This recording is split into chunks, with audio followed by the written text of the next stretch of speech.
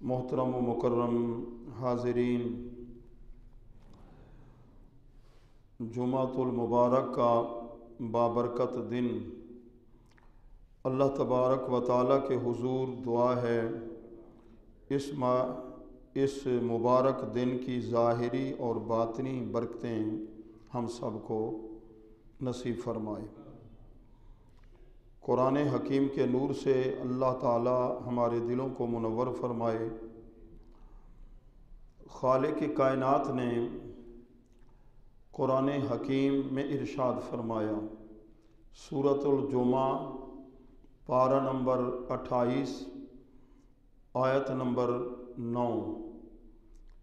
اہل ایمان سے اللہ تعالیٰ نے خطاب فرمایا، یا ایھا الذین آمنوا، اے ایمان والو، اذا نودی للصلاۃ من یوم الجمعہ، جب جمعہ کے دن نماز کے لیے یعنی نماز جمعہ کے لیے ندا کی جائے یعنی اذان دی جائے، جمعہ کی اذان، تو فاسعوا الی ذکر اللہ، پھر اللہ کے ذکر کی طرف جلدی کرو۔ سعیٌ کا معنی ہے کوشش کرنا، دوڑنے کے معنی بھی ہے کوشش کرنا، اور کام چھوڑ کر مسجد کا رخ کرو۔ وذروا البیع، اور بیع کا معنی بیچنا، خرید و فروخت، اس سے مراد دنیا کے کام کاج سارے، تو ان کو چھوڑ دو۔ ذالکم خیر لکم ان کنتم تعلمون، یہ تمہارے لیے بہتر ہے کہ جمعہ کی اذان ہو جائے، اپنے کاروبار چھوڑ کر دنیاوی مصروفیات کو بالائے طاق رکھ کر اللہ کے حضور نماز جمعہ کی ادائیگی کے لیے حاضر ہو جاؤ۔ تو اہل ایمان سے اللہ تعالیٰ نے یہ خطاب فرمایا، انہیں ندا فرمائی، اذا نودی للصلاۃ، جمعہ کا دن۔ تو جمعہ کا دن جس طرح مہینوں کے اندر ماہ رمضان عظمت والا مہینہ ہے، راتوں میں لیلۃ القدر کی مبارک رات بڑی عظمت والی ہے، اور تو ہفتے کے دنوں میں جمعہ کا دن یہ سید الایام ہے، تمام دنوں کا سردار ہے۔ اہل تورات اور اہل انجیل کو بھی یہ دن دیا گیا۔ یہودیوں کو غلطی لگی، انہوں نے ایک دن بعد یعنی ہفتے کے دن کو لے لیا، اور عیسائیوں کو مغالطہ لگا، جمعہ کو وہ بھی اختیار نہ کر سکے، انہوں نے اتوار کا دن منتخب کر لیا۔ تو یہ امت محمدیہ کی خصوصیت ہے کہ جمعہ کا دن ہمیں نصیب ہوا۔ یہ ایسا بابرکت دن ہے جو امت محمدیہ کو ملا ہے، جہاں حضور علیہ السلام کی امت کے اور خصائص ہیں کہ تیمم کی اجازت امت محمدیہ کو ملی، اور پوری روئے زمین مسجد کے حکم میں یہ امت محمدیہ کے لیے بنا دی گئی، اور جنت میں سب سے پہلے داخل بھی امت محمدیہ ہوگی۔ یہ بھی حضور علیہ السلام کی امت کی خصوصیت ہے۔ تو ان خصائص میں سے یہ جمعہ کا دن یا عشاء کی نماز ہے، یہ حضور علیہ السلام کی امت پر پیارے محبوب صلی اللہ علیہ وسلم کی رحمت کے وسیلے سے اللہ کا خاص فضل و کرم ہے۔ تو اذان جس وقت ہو، اذان کے حوالے سے بھی سماعت فرمائیں، ابن عساکر کی روایت ہے، یہ بہت ضخیم کتاب ہے، 80 جلدوں پر مشتمل ہے، ابن عساکر کی 80 جلدوں پر۔ تو اس کے اندر لکھتے ہیں، جس وقت اذان ہو تو مسلمان خاتون اذان سن کر شرعی طریقہ جس طرح ہے اذان کا جواب دے، تو 5 وقت کی جو اذان ہے اس کے 76 کلمات ہیں، کتنے؟ 76۔ تو ثواب کتنا ہوگا؟ 76 لاکھ نیکیوں کا ثواب ہوگا، 76,000 چھوٹے گناہ معاف ہوں گے، 76,000 درجے بلند ہوں گے۔ صرف گھر میں بیٹھ کر مسلمان خاتون اذان سن کر اس کا جواب دے کہ اللہ اکبر اللہ اکبر، یہی لفظ کہیں گے حضور علیہ السلام کا ذکر خیر و انگوٹھے چوم کر آنکھوں سے لگانا، درود پاک پڑھنا، حی علی الصلاح حی علی الفلاح کے وقت لا حول ولا قوت الا باللہ العلی العظیم، صبح کی اذان و الصلاۃ خیر من النوم، صدقت و بررت، پھر اس کے بعد وہی کلمات۔ اور مسلمان مرد کے لیے کتنی فضیلت ہے، اس کے لیے دگنا ثواب ہے۔ 76 لاکھ کو 2 سے ضرب دیں، 76,000 کو 2 سے ضرب دیں تو یہ کتنی نیکیاں، کتنے درجے بلند ہوں گے، کتنے چھوٹے گناہ معاف ہوں گے۔ تو 5 وقت کی اذان سن کر اگر جواب دیں تو اتنا فائدہ ہوگا، اور اگر غفلت کریں، اذان کی طرف توجہ نہ کریں، جواب نہ دیں تو دیکھیے نقصان کتنا ہوگا۔ بلکہ لکھتے ہیں صاحب رکن الدین نے، اور کتب میں بھی آیا کہ اگر قرآن مجید کی تلاوت بھی آپ کر رہے ہیں نا تو اذان آپ نے سنی ہے نا، قرآن مجید کی تلاوت کو بھی آپ موقوف کر دو، وقت میں جو ایک اذان ہوئی ہے وہ اذان سن لو، اس کا جواب دو، اس کے بعد تلاوت کرو۔ چہ جائے کہ لوگ ڈراموں کے اندر دنیاوی گپ شپ میں مصروف ہوں تو پھر ایمان کے ضائع ہونے کا خطرہ، اس لیے کہ اللہ اکبر اللہ اکبر، اللہ کا نام بڑی عظمت والا، عزت والا، سب سے زیادہ احترام کے لائق وہ اللہ کی ذات اور اللہ کا نام ہے۔ تو اہل ایمان ہو کر جس وقت ادب نہیں کرے گا تو اس کا نقصان ہے کہ کہیں ایمان، اللہ تبارک و تعالی ہمیں فکر نصیب فرمائے کہ اذان جب دی جائے تو اذان ایک تو نماز کے لیے، اور جس وقت بچہ پیدا ہوتا ہے تو حکم شرعی اس کو نہلا کر اس کے کانوں میں اذان کہہ دو، کانوں میں اذان کہہ دو، دائیں میں صبح کی اور بائیں کے اندر اقامت۔ تو فائدہ اس کا کیا ہوگا؟ کئی بیماریوں سے بچہ محفوظ ہو جاتا ہے، الصبیان، سوکڑے کی بیماری، تو شیطانی اثرات ہوتے ہیں، فوراً بچے کے کان میں اذان، اسے تسلی ہو جاتی ہے کہ مسلمان کے گھر پیدا ہوا، اللہ کے نام کی برکت سے وہ کئی بیماریوں سے بچ جاتا ہے۔ اور اذان کے فائدے یہ بھی ہیں، آپ سفر میں ہیں، راستہ بھول گئے، کوئی بتانے والا ہی نہیں ہے، تو وہاں کھڑے ہو کر آپ اذان پڑھ دیں، جب اذان پڑھیں گے اذان کی برکت سے کوئی آپ کو راہبر مل جائے گا، راستہ بتا دے گا۔ اور یہ مسئلے کا پہلے علم بھی تھا، اور ہم نے اپنی زندگی کے اندر اس کو پریکٹیکل لائف کے اندر بھی ایسے کیا۔ راستہ نہیں مل رہا تھا، بارش ہو رہی تھی، آندھی بھی تھی، تو ایک ساتھی نے کہا جی آپ اذان پڑھیں، میں نے اذان پڑھی تو راستہ بتانے والے فوراً ہمیں مل گئے وہاں۔ تو راستہ بھی مل جاتا ہے اذان کی برکت سے۔ اور اگر دل اداس ہو، سبع سنابل شریف ایک تصوف کی کتاب ہے، اصل فارسی ہے، اردو کے اندر ترجمہ بھی ملتا ہے، اس کتاب کا اول سے لے کر آخر تک آپ مطالعہ کر لینا، پھر آپ محسوس کریں گے کہ فیض کتنا ملا ہے، دل کی کایا کیسے پلٹ جاتی ہے۔ یہ وہ برکت والی کتاب ہے، سبع سنابل، حضرت میر سید عبد الواحد بالگرامی رحمۃ اللہ کتاب ہے۔ اللہ تعالیٰ کے پیارے محبوب کی بارگاہ میں اس کتاب کو مقبولیت حاصل ہے۔ تو پیارے محبوب کے پیارے غلاموں، تو سبع سنابل شریف کے اندر ہے، حضرت مولا علی کرم اللہ وجہ الکریم ایک مرتبہ بیٹھے ہیں، اللہ کے محبوب نے دیکھا، فرمایا اے علی آج دل اداس کیوں ہے تیرا، آج غمگین کیوں ہو؟ فرمایا کہ کسی کو کہو آپ کے کانوں میں اذان کہہ دے۔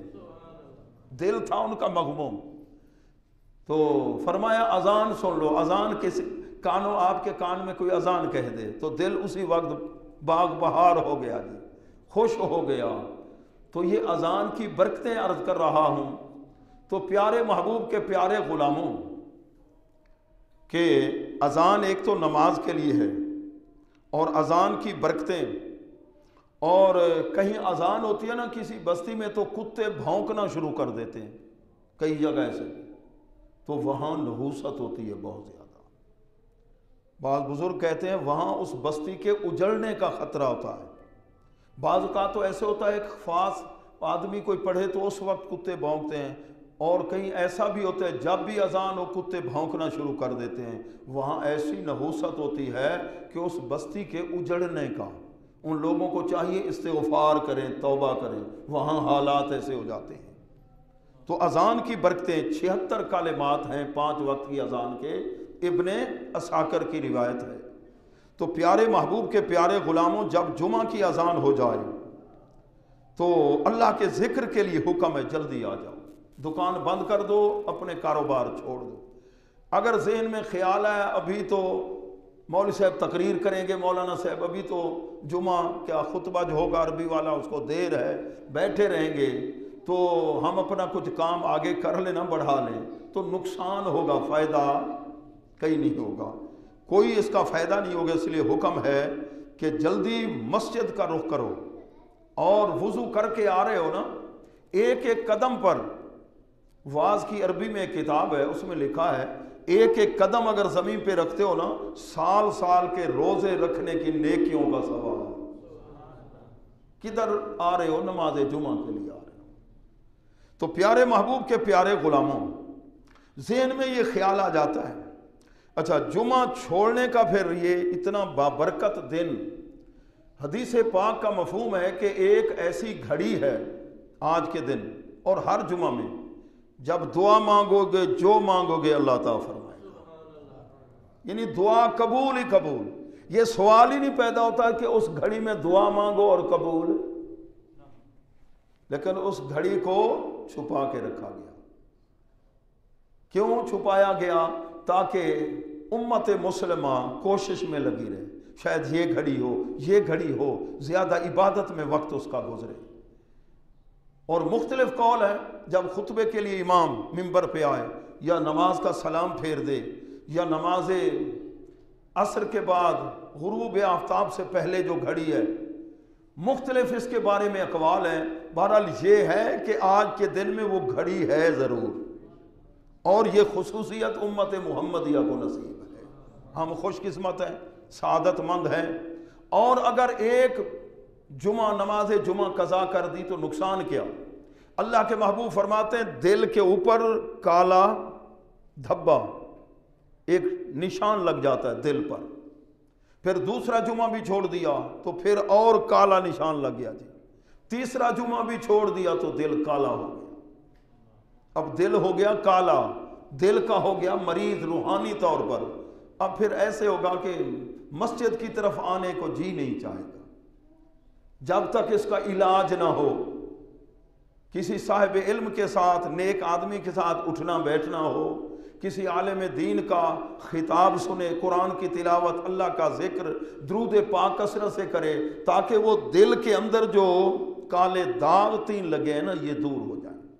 تو یہ کالے داغ جو ہے نا یہ پھر آسانی سے اترتے بھی نہیں، جب تک یہ کالے داغ ختم نہیں ہوں گے اس وقت تک سجدوں میں حلاوت، قرآن کی تلاوت کے اندر، عبادت کے اندر۔ تو اس لیے اللہ کے محبوب نے فرمایا اگر یہ گوشت کا لوتھڑا صحیح ہو جائے نا، دل، بخاری کی حدیث ہے، سارا جسم صحیح۔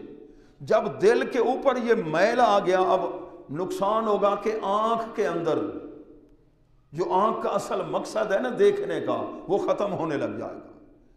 اور بعض اوقات ایسے ہوتا ہے کہ دیکھنے کی وجہ سے بینائی کا نقصان یا دل کا نقصان، اور کچھ ایسے چیزیں بھی ہیں آنکھ سے دیکھو بینائی، نور میں برکت، اللہ کے گھر کو دیکھو، کعبۃ اللہ کو، آنکھوں کے نور میں برکت ہوگی۔ والدین کے چہرے کو دیکھو، والدین کے چہرے کو دیکھو، اللہ کے ولی کے چہرے کو دیکھو، آنکھ کی بینائی کے اندر برکت ہوگی۔ سبزے کو دیکھو، ہریالی کو دیکھو، آنکھ کے نور کے اندر برکت ہوگی۔ اور اللہ کے قرآن کی زیارت کیا کرو۔ کتنے خوش قسمت ہیں روزانہ جنہیں قرآن کی تلاوت نصیب ہوتی ہے، اللہ کے قرآن کی تلاوت کرتے ہیں، سعادت مند ہیں، خوش بخت ہیں۔ کچھ تو کمزور ہم جیسے بس سورۃ یاسین شریف پڑھ لی، ایک دو صورتیں، کچھ خوش قسمت ہیں پوری منزل پڑھتے ہیں، ہفتے میں قرآن مجید مکمل کر لیتے ہیں، کچھ ایسے بھی ہیں 3 دنوں میں قرآن مجید کا ختم کر لیتے ہیں۔ اللہ تعالیٰ قرآن کے ساتھ محبت نصیب فرمائے، اسی میں سکون ہے، رزق میں برکت ہے، اولاد بھی نیک بنے گی، قرآن کی طرف توجہ ہو۔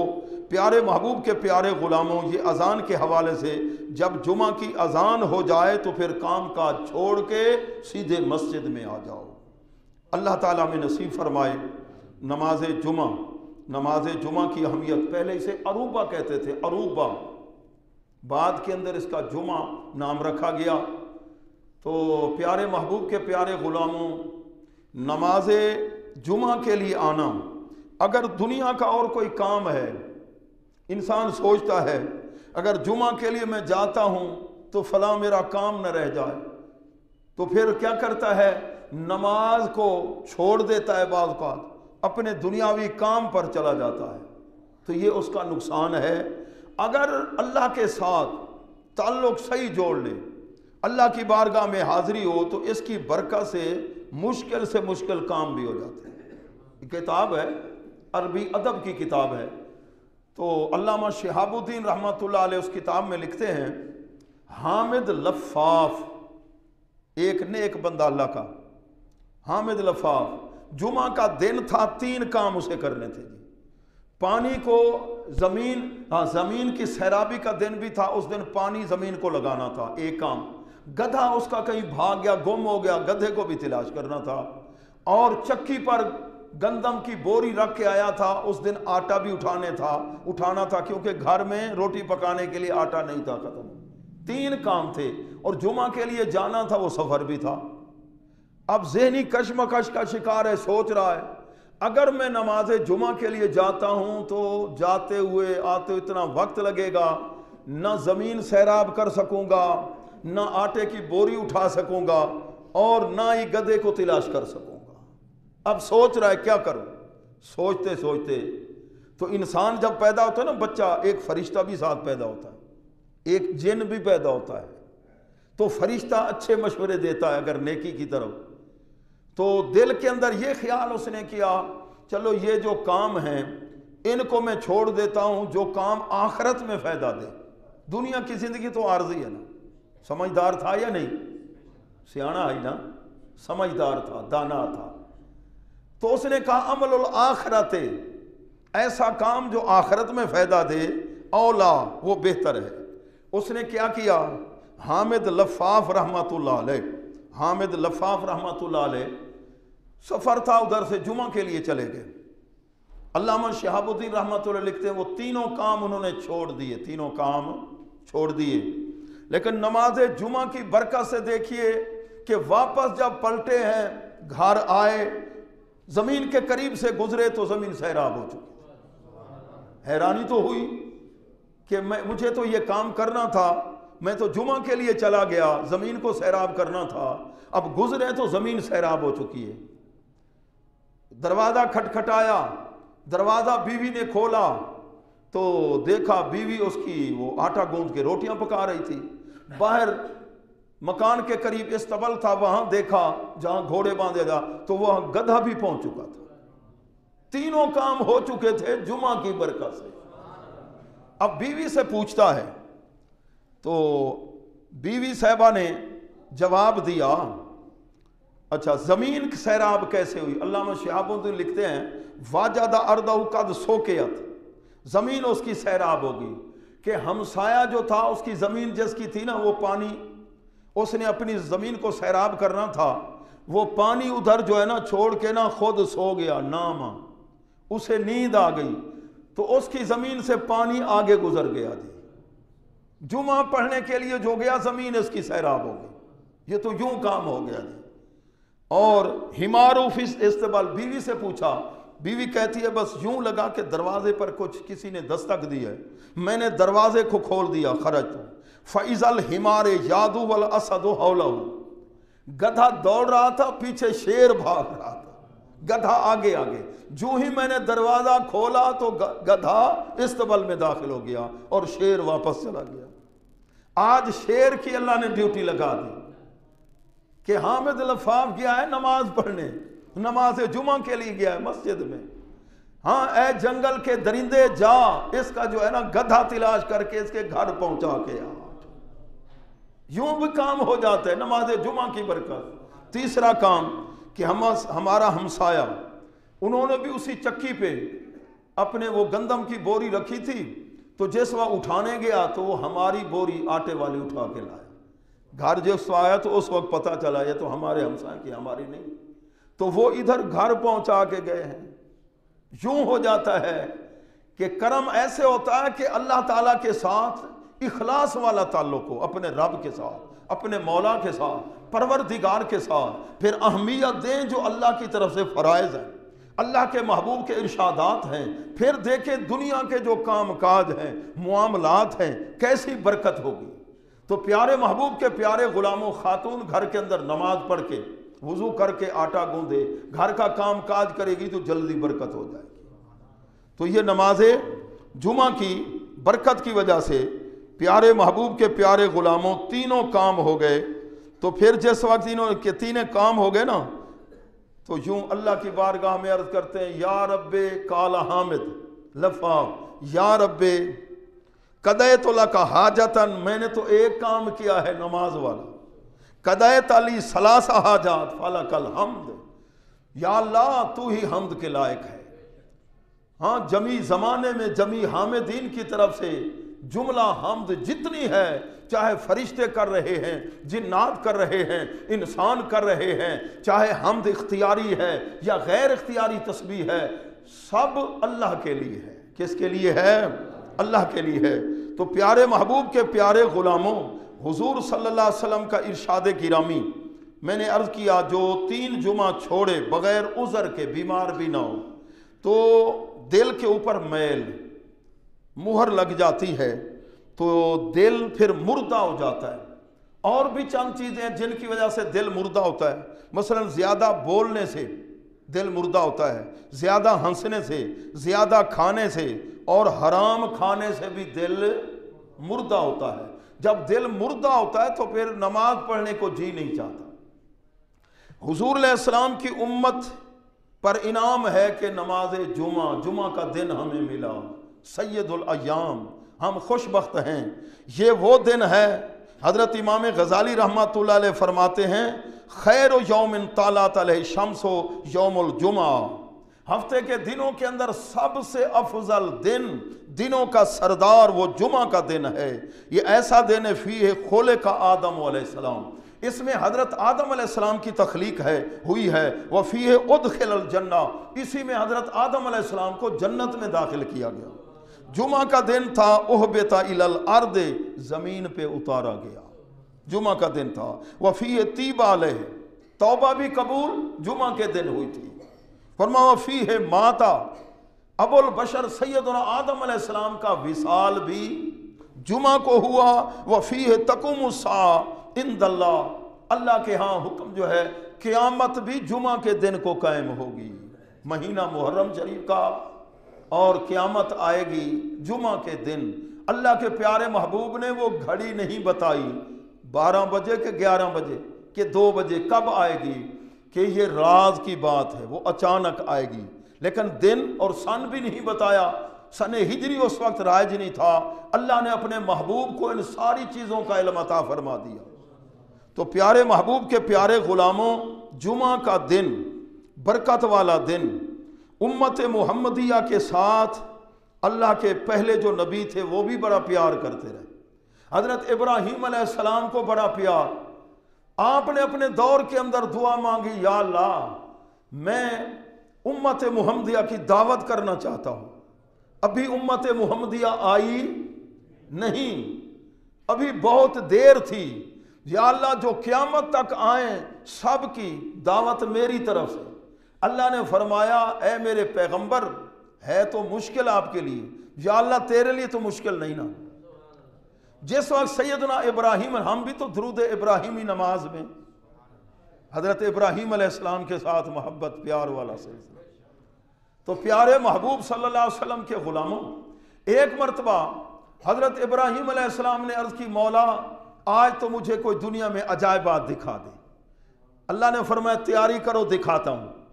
آپ ایسے سامان اٹھا کے چلے تو ایک دریا کے قریب پہنچے تو ایک چرواہے کو دیکھا، اس سے پوچھا بھئی مجھے پانی کی پیاس لگی ہے، تیرے پاس دودھ یا پانی ہے؟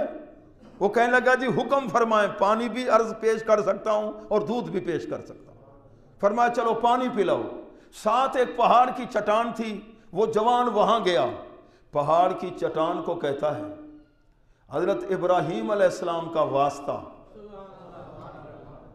اے اللہ حضرت ابراہیم علیہ السلام کا واسطہ یہاں سے پانی کا چشمہ جاری کر دے، شیریں پانی کا، میٹھے پانی کا۔ حضرت ابراہیم علیہ السلام سن رہے ہیں، اسے پتہ نہیں تھا کہ حضرت ابراہیم علیہ السلام، حضرت ابراہیم خلیل اللہ یہی ہے۔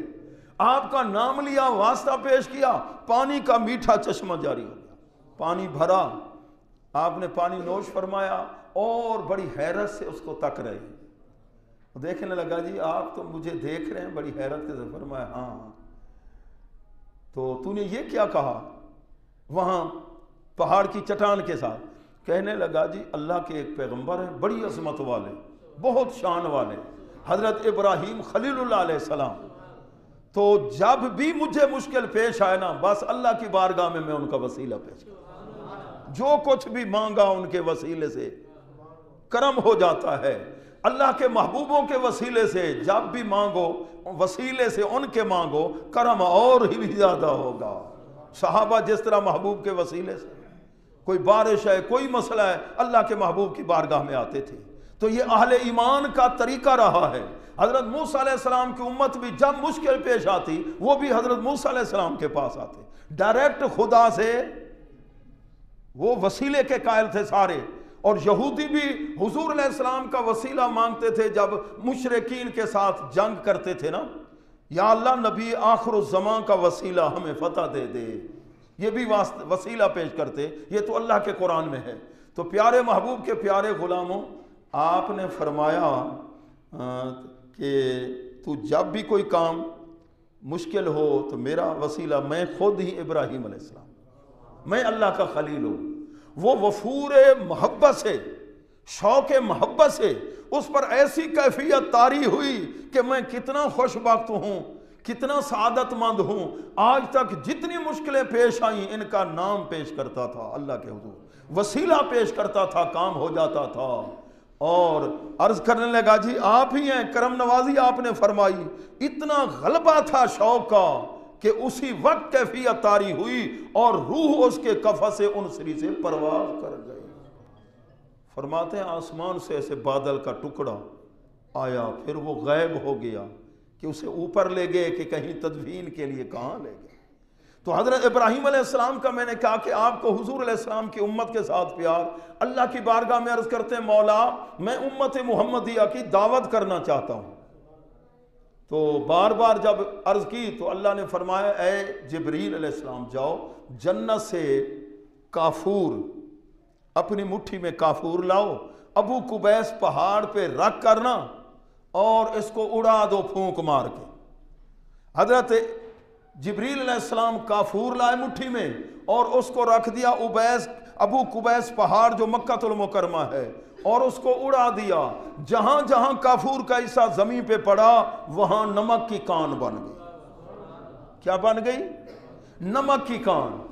تو یہ قیامت تک امت محمدیہ نمک استعمال کرتی رہے گی، اور یہ مہمان نوازی سیدنا ابراہیم علیہ السلام کی طرف سے، ہاں ان کی طرف سے مہمان نوازی ہے۔ تو پیارے محبوب کے پیارے غلاموں، حضرت سلیمان علیہ السلام نے بھی عرض کی مولا میرا جی چاہتا ہے آج سارے لوگوں کی میں دعوت کروں۔ فرمایا آپ کے لیے مشکل ہے۔ بار بار جب اصرار کیا اللہ نے اجازت دے دی۔ لمبے عرصے تک جی سارے کھانے کی چیزیں مختلف حیوانات انسانوں کے لیے جمع ہوتی رہی، جمع ہو گئی۔ اللہ نے پوچھا اب تیار ہے دعوت، مخلوق بھیج دوں؟ یا اللہ بھیج دے۔ تو ایک مچھلی آئی، پانی میں رہنے والی مچھلی آئی، سب کچھ کھا گئی۔ کہنے لگی اے سلیمان علیہ السلام میں تو 3 گنا کھاتی ہوں جو آپ نے تیار کر کے رکھا تھا، 1/3 حصہ تو میں نے کھایا، 2 حصے فرمانے لگے میں تو یہی کر سکا. کہنے لگی کاش کہ آپ دعوت نہ ہی کرتے, میں تو 3 گنا کھاتی تھی, اب بھوک میری ختم ہی نہیں ہوئی. صرف یہ مچھلی نے کھایا, باقی پھر پرندے ہیں, وحوش ہیں, درندے, انسان ہیں, تو یہ سب کو اللہ کھلا رہا ہے. وہ رازق ہے, مالک ہے. کوئی ہواؤں کے اندر ہے, پتھروں کے اندر ہے, فضا کے اندر ہے, اور پانی کے اندر ہے, سمندر کے اندر, دریاؤں کے اندر ہے, یا خشکی پر ہے, جہاں بھی ہے اللہ اسے کھلا رہا ہے, پلا بھی رہا ہے. وہ خالق و مالک ہے. پیارے محبوب کے پیارے غلاموں, امت محمدیہ عمریں تھوڑی, آئے آخر میں ہیں. ہاں کرم کتنا ہے کہ اللہ کے نبی دعائیں بھی فرماتے رہے. تو 12 نبیوں نے تو دعا مانگی, یا اللہ ہمیں بھی امت محمدیہ میں. اور حضرت سیدنا عیسیٰ علیہ السلام تو تشریف بھی لائیں گے. تو پیارے محبوب کے پیارے غلاموں, اللہ تعالیٰ کے حضور دعا ہے, اللہ تعالیٰ نماز جمعہ کی برکتیں ہمیں نصیب فرمائے. کہہ دیجئے آمین. تو اب ٹائم بھی ہو گیا ہے, تو جمعہ والے دن پہلے بھی میں نے گزارش کی ہے, خاص گھڑی ہوتی ہے. جو بھی دعا مانگیں گے تو اللہ تبارک و تعالیٰ وہ دعا قبول فرماتا ہے. تو نماز جمعہ کے بعد, کئی بار میں نے پہلے بھی مسئلہ عرض کیا, نماز جمعہ والے دن نماز عصر پڑھ کر سلام پھیر کرنا فرضوں کا, پھر کسی سے بولنا نہیں, کسی سے بات نہیں کرنی. وظیفہ یا اللہ ہو یا رحمان ہو یا رحیم ہو, یا اللہ ہو یا رحمان ہو یا رحیم ہو, یا اللہ ہو یا رحمان ہو یا رحیم ہو. یہ وظیفہ مغرب کے قریب تک. جو ہی مغرب کا قریب وقت ہونے لگے نا, اس وقت اللہ کے حضور آنسوؤں کا نذرانہ پیش کر کے نا دعا مانگ لو ایک مشکل مسئلے کے لیے, تو اللہ تبارک و تعالی آسانی پیدا فرما دے گا. یہ جمعہ کے روز گھڑی برکت والی, اللہ تبارک و تعالی ہمیں نماز پنجگانہ باجنمات نصیب فرمائے. حضور صلی اللہ علیہ وسلم کی اللہ سچی غلامی نصیب فرمائے. وما علیہ الا البلاغ المبین. سنت ادا فرمائے.